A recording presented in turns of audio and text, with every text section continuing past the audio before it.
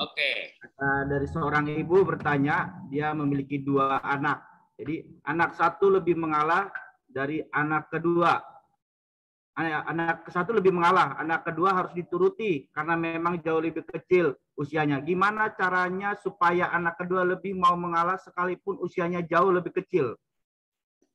Iya, orang tua harus adil. Jadi supaya anak mau mengalah, orang tua harus adil. Tidak harus yang tua ngalah, tidak harus yang besar ngalah, juga tidak harus yang kecil ngalah. Ya, jadi orang tua tuh harus adil. Contoh, anak saya 3. Misalnya pergi ke mall, pergi kemana? Lalu anak saya ini rebutan, siapa yang duduk paling depan? Ya, depan setir, karena dia mau di depan. Kita nggak boleh bilang, Kak, kamu tuh ngalah ya. Kamu laki-laki, harus ngalah sama perempuan. Nggak boleh. Kakak ngalah dong sama adik. Nanti kasihan si kakak. Ya, tapi yang paling menderita tuh memang biasanya anak tengah. Kamu tuh sama kakak harus ngalah, gitu ya. Ada masalah lagi. Kamu tuh sama adikmu tuh perempuan, kamu harus ngalah, gitu. Si tengah ini bingung nih, kejepit. Suruh ngalah sama kakak, suruh ngasih sama adik. Nah, makanya anak-anak nomor 2 tuh biasanya bandel-bandel. Mau tahu contohnya anak nomor 2 bandel? Saya. Saya ini anak nomor 2, Bapak Ibu. Waduh, suruh ngalah sama kakak. Begitu punya adik, suruh ngalah sama adik. Ya ilah, dulu suruh ngalah sama kakak, sekarang suruh ngalah sama adik gitu. Makanya saya bandel dulu waktu kecil.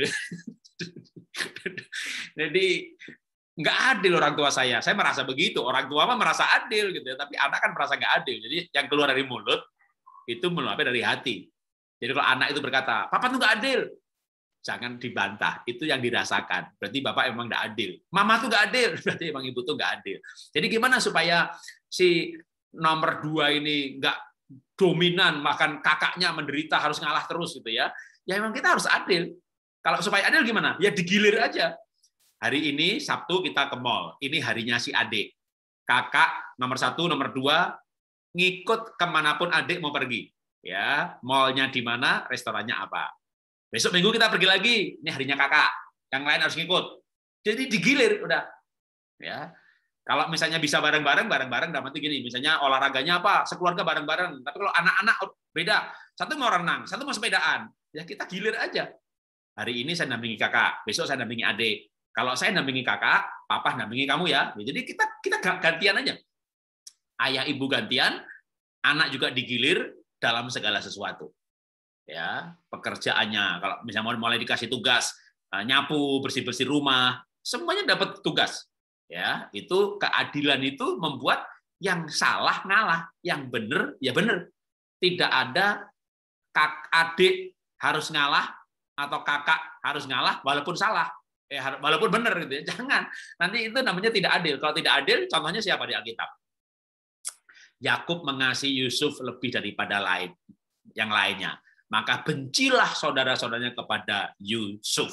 Jadi akhirnya kakak adik saling benci karena memang orang tuanya tidak adil. Jadi kita harus menegakkan keadilan. Misalnya nih nomor 2 ini lebih kecil, udah kecil tapi ngayal. Ya jangan sampai kakaknya menderita ya, suruh ngalah terus. Nanti lama-lama kalau kakak ini suruh ngalah terus, ya ada positif ada negatifnya. Apa negatifnya kalau kakak suruh ngalah terus? Nanti dia dewasa sebelum waktunya. Dewasa sebelum waktunya itu lebih dewasa gitu ya. Karena lebih dewasa ya akhirnya dia menjadi orang yang misalnya nih nantinya nih dia nggak menikah demi adik-adiknya gitu ya. Dia bekerja demi adik-adiknya. Jadi dia mengalah terus gitu atau akhirnya punya muka boros. Lebih cepat tua karena memang lebih cepat dewasa. Jadi karena disuruh mengalah terus. Ya sisi positifnya dia akan menjadi kekakakan, dia dewasa. Tapi repotnya kalau dia hatinya nggak siap untuk mengalah. Lalu dia kepahitan. Lalu jadi benci kepada adiknya. Seperti saudaranya Yusuf membenci Yusuf karena orang tuanya tidak adil. Jadi cara mengatasinya adalah singkatnya dengan keadilan. Tuhan memberkati.